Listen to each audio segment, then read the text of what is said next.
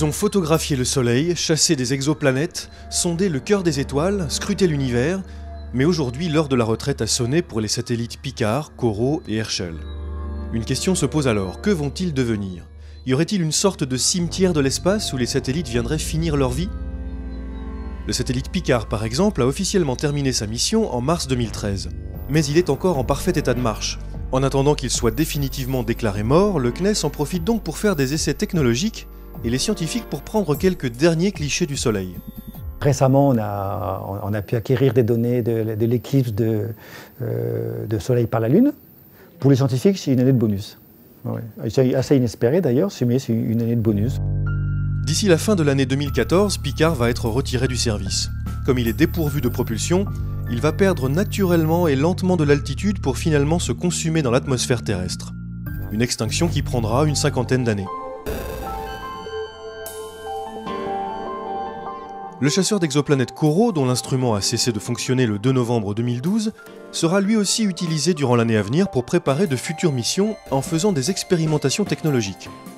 Étudier le vieillissement des instruments, modifier et tester l'orientation du satellite ou certains paramètres de logiciels de vol par exemple. Ensuite, quand on aura fait ça, on va engager vraiment la phase de fin de vie du satellite avec deux aspects. D'abord une désorbitation, on va abaisser l'orbite du satellite de manière à le rapprocher un petit peu des couches atmosphériques. Et alors là, ça va frotter, mais très légèrement, dans l'atmosphère. À force de frottement, Corot va lui aussi brûler dans l'atmosphère et disparaître avant de toucher le sol. La stratégie retenue est conforme à la loi sur les opérations spatiales françaises, la LOS, qui nous demande d'abaisser au maximum le périgée de l'orbite. Comme il a été lancé bien avant la mise en place de la LOS, nous ne pourrons pas respecter le retour dans l'atmosphère en 25 ans. Ce sera un petit peu plus long, ça mettra une quarantaine d'années. Ensuite, nous réaliserons la passivation électrique, qui suit cette passivation dite fluidique. Et la passivation électrique va consister à vider au maximum la batterie, à positionner les panneaux solaires de façon optimale afin qu'on évite une recharge batterie. Et à ce moment-là, nous dirons au revoir au satellite Corot. Un troisième satellite européen est mort récemment, il s'agit du télescope spatial Herschel. Quand on dit il est mort, c'est qu'en fait, il a eu un problème, type Corot est mort.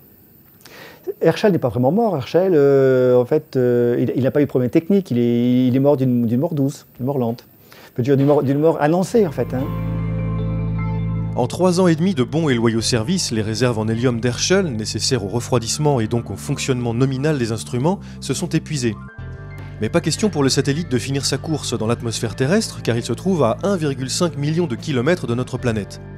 Un endroit idéal pour observer les étoiles et les galaxies, mais qui empêche toute désorbitation classique. Alors Herschel, il y a différents scénarios qui avaient été envisagés. Hein. Le faire accréditer sur la Lune, par exemple, ou des choses comme ça.